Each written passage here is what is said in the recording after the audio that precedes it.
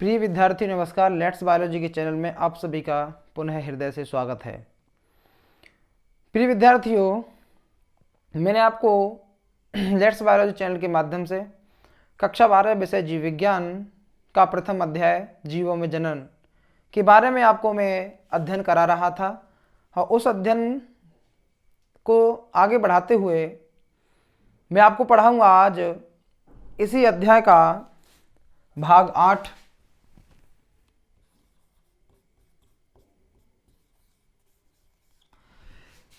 पिछली क्लास में मैंने आपको भाग 7 पढ़ाया था और भाग 7 के माध्यम से मैंने आपको अलैंगिक जनन के विधि को पढ़ाते हुए उसके अंदर पाए जाने वाली समस्त गतिविधियों के बारे में अध्ययन करा दिया है।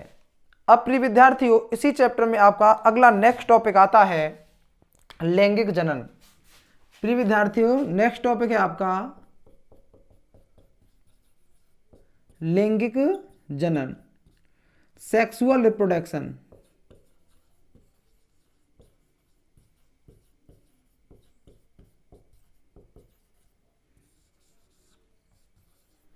सेक्सुअल रिप्रोडक्शन, लैंगिक जनन। तो लैंगिक जनन की प्रक्रिया जो होती है यह दो विपरीत अथवा विपरीत लिंग के नर व मादा युग्मकों के संलयन से होती है। प्यारे बच्चों, ठीक है ना।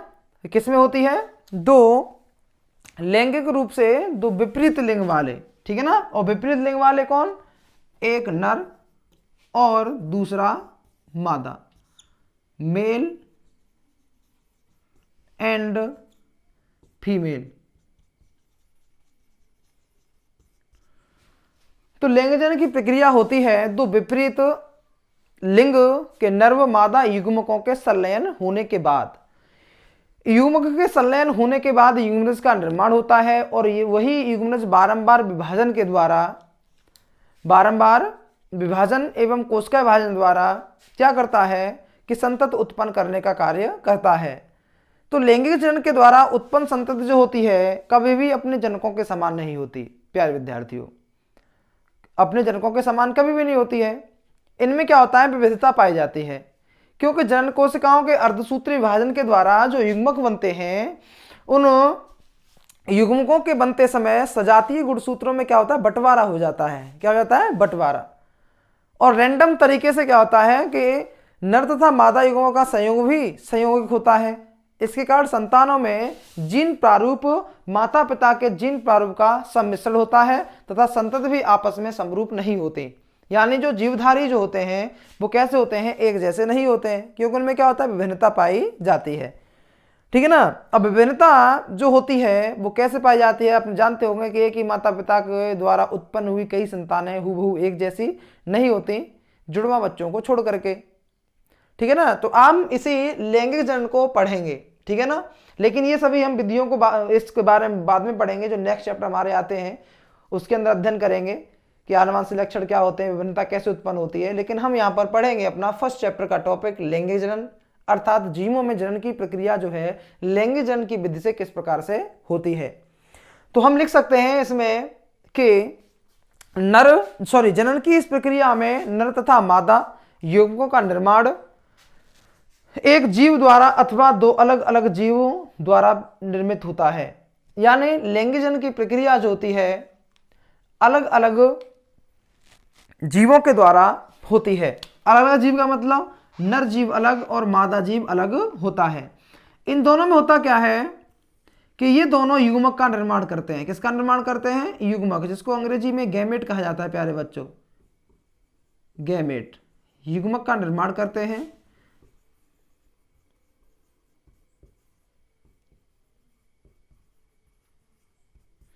नर का जो गैमेट होता है उसको स्पर्म कहा जाता है, जिसको हिंदी में शुक्राणु कहते हैं।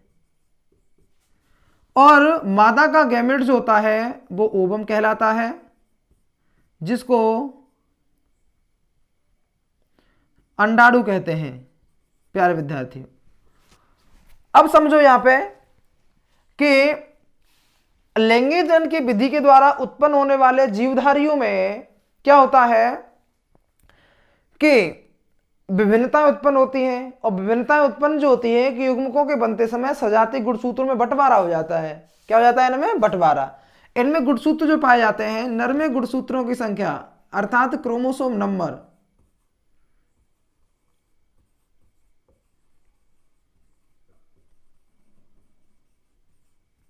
क्रोमोसोम नंबर जो होते हैं इसमें 46 होते हैं। और इतने ही किसमें होते हैं? नर और मादा, नर और मादा दोनों में क्रोमोसोम जो पाए जाते हैं कितने पाए जाते हैं? 46। इसमें भी 46 पाए जाते हैं और मादा में भी 46 पाए जाते हैं। ठीक है ना। अब 46 गुणसूत्र होते हैं, ये दो प्रकार के होते हैं प्यारे विद्यार्थियों। कितने प्रकार के होते हैं? दो प्रकार के पाए जाते हैं। इनमें 44 गुणसूत्र जो होते हैं वो दैहिक गुणसूत्र कहलाते हैं। दैहिक गुणसूत्र कहलाते हैं। अब दो गुणसूत्र जो होते हैं वह लिंग गुणसूत्र कहलाते हैं। दैहिक गुणसूत्र को ऑटोसोम्स कहते हैं और लिंग गुणसूत्र को सेक्स क्रोमोसोम कहते हैं।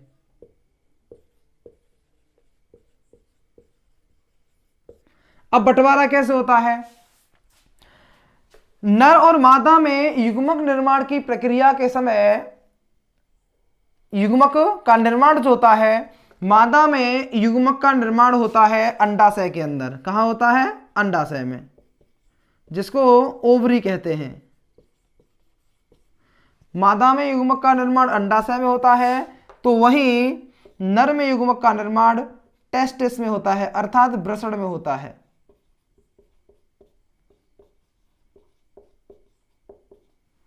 कहां होता है? वृषण में। युग्मक निर्माण की प्रक्रिया के बाद अर्थात गैमेटोजेनेसिस प्रोसेस के बाद आगे क्या होता है? गैमेट ट्रांसफर होता है, अर्थात युग्मक के निर्माण की प्रक्रिया के बाद प्राथमिक लैंगिक अंग, प्राइमरी सेक्स ऑर्गन, प्राथमिक लैंगिक अंग कौन से होते हैं? मादा में अंडाशय और नर में वृषण होता है। यहां से युग्मक बन जाने के बाद युग्मक जब स्थानांतरण होता है अर्थात ट्रांसफर होता है, तो उसमें मियोसिस अर्थात अर्धसूत्री विभाजन की प्रक्रिया होती है। अर्धसूत्री विभाजन की प्रक्रिया होती है। और अर्धसूत्री विभाजन में क्या होता है कि नर और मादा में पाए जाने वाले 46 जो क्रोमोसोम होते हैं अर्थात गुणसूत्र होते हैं वो आधे आधे हो जाते हैं। अर्धसूत्री विभाजन की प्रक्रिया के द्वारा जो स्पर्म ट्रांसफर अर्थात शुक्राणु ट्रांसफर होकर के आता है उसमें 23 गुणसूत्र लेके आता है, और अंडाणु जो होता है वो भी 23 गुणसूत्रों के साथ ट्रांसफर होता है। प्यारे विद्यार्थियों, ये भी एक और चीज मैं यहां बता दूं आपको कि नर और मादा में युग्मक ट्रांसफर के साथ जो क्रोमोसोम आते हैं, गुणसूत्र जाते हैं, गुणसूत्र का और भी काम है। गुणसूत्र का काम क्या है कि माता पिता में पाए जाने वाले आनुवंशिक लक्षण अर्थात जेनेटिक कैरेक्टर जो होते हैं, एक पीढ़ी से दूसरी पीढ़ी जो ट्रांसफर होते हैं तो वह जीन के माध्यम से होते हैं। क्योंकि जीन का परिवहन अर्थात जीन ट्रांसपोर्ट जो होता है हमेशा क्रोमोसोम के माध्यम से ही होता है। किसके माध्यम से होता है? क्रोमोसोम के माध्यम से होता है। क्योंकि इसके बारे में बताया था डेविस वनस्पति विज्ञ विलियम एल जोहानसन ने बताया था कि एक पीढ़ी से दूसरी पीढ़ी में आनुवंशिक लक्षण जो पहुंचते हैं वो जीन के द्वारा पहुंचते हैं। किसके माध्यम से पहुंचते हैं? वो जीन के माध्यम से पहुंचते हैं प्यारे बच्चों। लेकिन एक वैज्ञानिक और हुए अमेरिका के आनुवंशिकी विज्ञ मॉर्गन ने बताया कि जीन हमेशा गुणसूत्र के साथ वहन होते हैं। किसके साथ वहन होते हैं? जीन जो होते हैं वह गुणसूत्रों के साथ वहन होते हैं।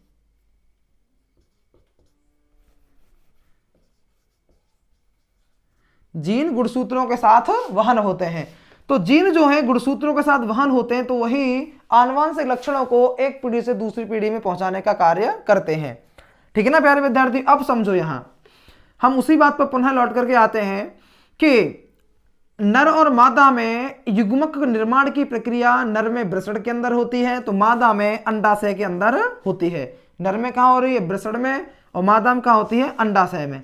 युग्मक निर्माण की प्रक्रिया के बाद युग्मक स्थानांतरण अर्थात गैमेट ट्रांसफर होता है। ट्रांसफर होते समय अर्धसूत्री विभाजन अर्थात मियोसिस की प्रोसेस होती है। किसकी? मियोसिस, अर्धसूत्री विभाजन होता है। अर्धसूत्री विभाजन में क्या होता है कि नर और मादा दोनों में पाए जाने वाले गुणसूत्र आधे आधे हो जाते हैं। अब आधे गुणसूत्र में कौन कौन से गुणसूत्र पाए जाते हैं? 23 गुणसूत्र में से 22 गुणसूत्र जो होते हैं वो दैहिक गुणसूत्र होते हैं। कौन से होते हैं? दैहिक गुणसूत्र।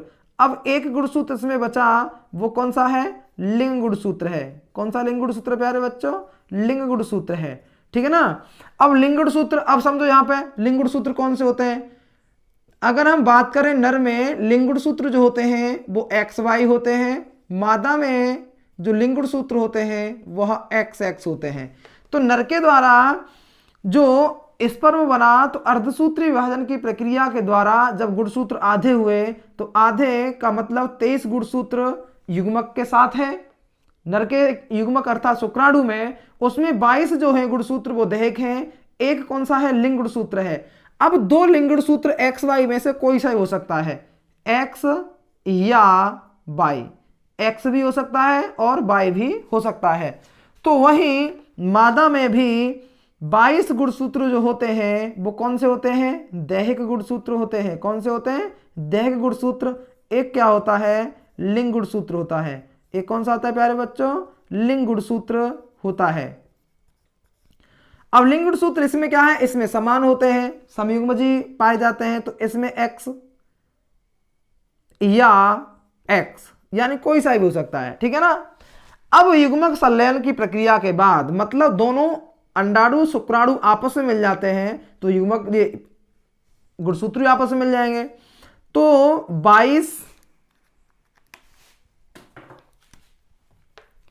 22 दैहिक गुणसूत्र और पुरुष के और 22 दैहिक गुणसूत्र किसके? स्त्री के। कितने हो जाएंगे? 22 + 22 = 44, 44 हो जाएंगे। तो वही लिंग गुणसूत्र कितना है? 1 + 1 = 2। अब दो क्या है यहाँ पे? X हो सकता है, इसका X हो जाएगा XX, और यहाँ पे क्या हो सकता है? XY। ये निर्धारित नहीं हो सकता, ठीक है ना। कौन सा लिंग गुणसूत्र कौन से लिंग गुणसूत्र के साथ संलयित होगा? तो यहाँ पे क्या हो गया? कितने बन गए टोटल? 46 गुणसूत्र युक्त क्या बनता है? युग्मक के विभाजन हो जाने के बाद युग्मक के संलयित हो जाने के बाद 46 गुणसूत्र युक्त युग्मनज का निर्माण होगा। किसका निर्माण होगा? युग्मनज का निर्माण होगा, जिसको जायगोट कहते हैं।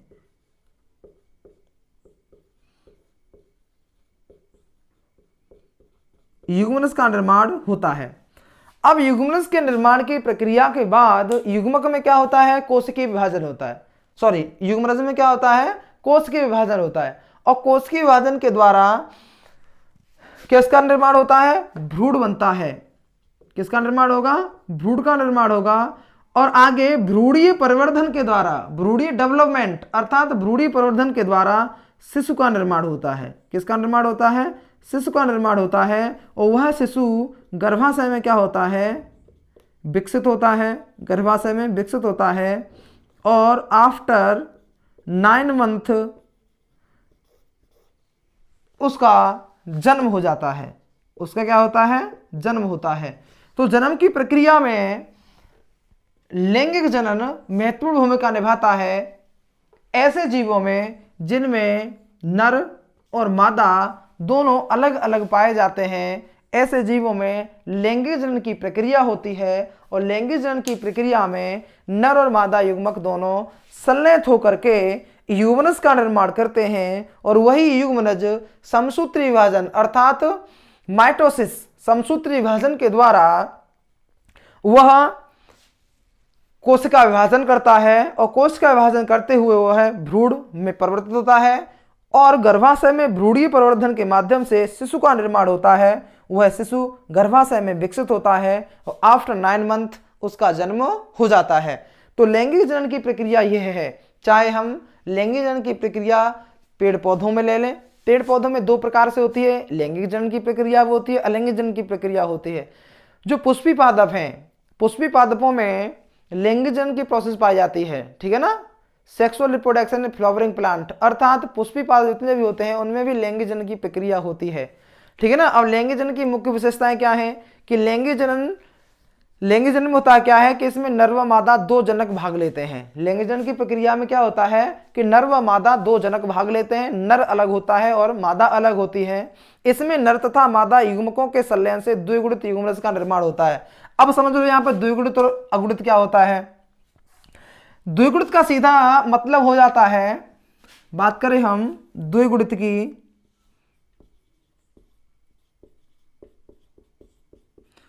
अगर मानव शरीर की बात करें, अगर उसमें गुणसूत्रों की संख्या कितनी है 46 है तो उसको द्विगुणित कहेंगे। अब बात आती है अगुणित की। अगुणित का मतलब होता है गुणसूत्र संख्या आधी हो जाए, 23 हो जाए तो अगुणित हो गया। 46 जो होती है उसको 2n से रिप्रेजेंट करते हैं और इसको सिर्फ n से रिप्रेजेंट करते हैं। अगुणित को 2n और द्विगुणित को 2n, अगुणित को n से रिप्रेजेंट अर्थात प्रदर्शित किया जाता है।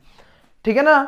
तो युग्मक इसमें क्या होता है लैंगिक जनन की प्रक्रिया में कि नर तथा मादा युग्मकों के संलयन से द्विगुणित युग्मनज का निर्माण होता है। द्विगुणित कैसे हो गया, 23 गुणसूत्र इसके, 23 गुणसूत्र इसके, तो 23 और 23 46, 46 क्या है द्विगुणित है, तो द्विगुणित गुणसूत्र युक्त एक युग्मनज का निर्माण हो जाता है। युग्मकों के निर्माण के समय अर्धसूत्री विभाजन अर्थात मियोसिस होता है। मैंने आपको बताया कि युग्मनज के निर्माण के समय क्या होता है, अर्धसूत्री विभाजन की प्रक्रिया होती है। और अर्धसूत्री विभाजन में क्या होता है, गुणसूत्रों की संख्या आधी आधी हो जाती है। इनमें 40 गुणसूत्र नर में तो 23 हो जाएंगे, मादा में 40 तो मादा में भी 40 के आधे, यानी अर्धसूत्री विभाजन के द्वारा आधे गुणसूत्र कितने जाएंगे 23 हो जाते हैं। युग्मनज से भ्रूण प्रवर्धन के अंतर्गत माइटोटिक विभाजन होते हैं। कौन से विभाजन होते हैं, माइटोटिक। माइटोटिक का मतलब होता है समसूत्री विभाजन होता है। समसूत्री का मतलब होता है कि युग्मनज जो होता है, युग्मनज कैसा होता है, एक कोश की होता है। युग्मनज कैसा होता है, एक कोश की। और समसूत्री विभाजन के द्वारा यानी समान रूप से इसके अंदर पाए जाने वाले गुणसूत्र समान रूप से विभाजित होते हैं। एक कोशिका से दो कोशिका बनेगी, दो से कितनी बन जाएंगी, 4 बनेगी, 4 से कितनी बन जाएंगी, 1 2 3 4 5 6 7 8, कितनी बन गई 8 कोशिका बन गई। 8 से कितनी बन जाएंगी 16, 16 से कितनी बन जाएंगी 32, 32 से 64, 64 से 128। इस प्रकार से कोशिका विभाजन की प्रक्रिया इसमें चलती रहती है। और संतति का आनुवांशिक संगठन माता व पिता यानी संतति का यानी संतान का जो आनुवांशिक संगठन होता है वो माता व पिता के साथ सभी संतत जीवों में आपस में भिन्न होता है। ठीक है ना। अब भिन्न कैसे होता है, माता पिता में पाए जाने वाले लक्षण, माता नर में अलग लक्षण होते हैं, माता में अलग लक्षण होते हैं।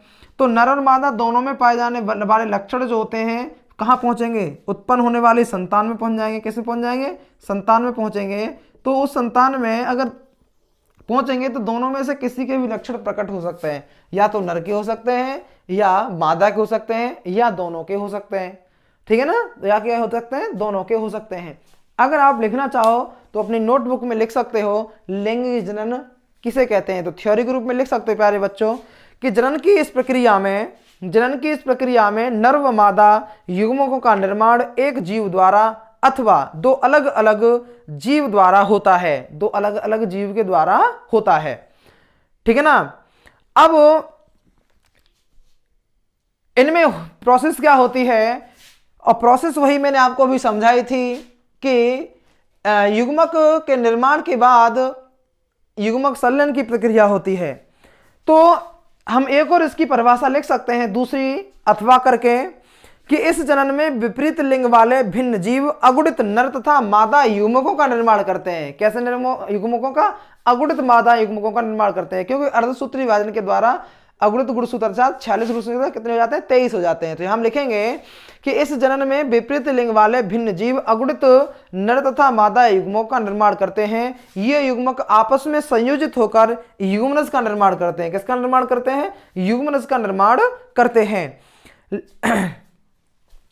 और युग्मनज का निर्माण हो रहा है, और युग्मनज का निर्माण होने के बाद यही युग्मनज क्या करता है, शिशु का निर्माण कर देता है। ठीक है ना, ये तो हमने लिख ली इसकी थ्योरी। अब बात आती है लैंगिक जनन की मुख्य विशेषताएं क्या हैं। तो विशेषता में आप लिख सकते हैं basis future of sexual reproduction के अंतर्गत आप लिखेंगे, जिसको हिंदी में हम कह सकते हैं लैंगिक जनन की मुख्य विशेषताएं। तो इसमें पहली विशेषता आप फर्स्ट पॉइंट डाल के लिखेंगे कि लैंगिक जनन में क्या होता है कि इसमें नर व मादा दो जनक भाग लेते हैं। कितने भाग लेते हैं, दो जनक भाग लेते हैं, एक नर और दूसरा मादा। दूसरे पॉइंट में लिखेंगे कि इसमें नर तथा मादा युग्मकों के संलयन से द्विगुणित युग्मनज का निर्माण होता है। तीसरे पॉइंट में लिखेंगे कि युग्मक के निर्माण के समय अर्धसूत्री विभाजन अर्थात मियोसिस विभाजन होता है, यानी अर्धसूत्री विभाजन की प्रक्रिया होती है। तीसरे में लिखेंगे कि युग्मक के निर्माण के समय अर्धसूत्री, मेरे पूरा बोल दिया, एक बार फिर रिपीट कर दिया है, सॉरी। चौथा लिखते हैं, तीसरा मैंने आपको बता दिया कि युग्मन से भ्रूणी प्रवर्धन के अंतर्गत माइटोसिस विभाजन होता है। भ्रूणी मतलब युग्मनज बना, तो युग्मनज में समसूत्री विभाजन के द्वारा क्या होता है, भ्रूण का निर्माण हो जाता है। लास्ट पॉइंट लिखेंगे कि संतति का अर्थात संतान का आनुवंशिक संगठन माता व पिता से तथा सभी संतति जीवों में आपस में भिन्न होता है, यानी एक ही माता पिता के द्वारा उत्पन्न हुई पांचों संतानें एक जैसी नहीं हो सकती, अलग अलग होंगी जुड़वा बच्चों को छोड़ करके। ठीक है ना। तो आज की इस क्लास में इतना ही, धन्यवाद।